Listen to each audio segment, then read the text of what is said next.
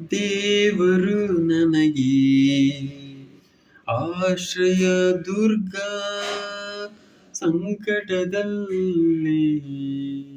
ಸೂಕ್ತ ಸಹಾಯಕ.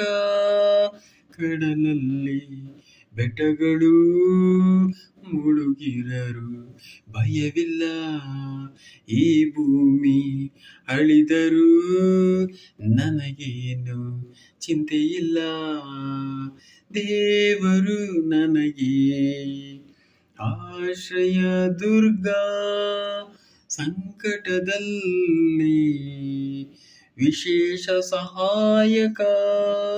ಕಡಲಲ್ಲಿ ಬೆಟ್ಟಗಳು ಮುಳುಗಿದರು ಭಯವಿಲ್ಲ, ಈ ಭೂಮಿ ಅಳಿದರೂ ನನಗೇನು ಚಿಂತೆಯಿಲ್ಲ.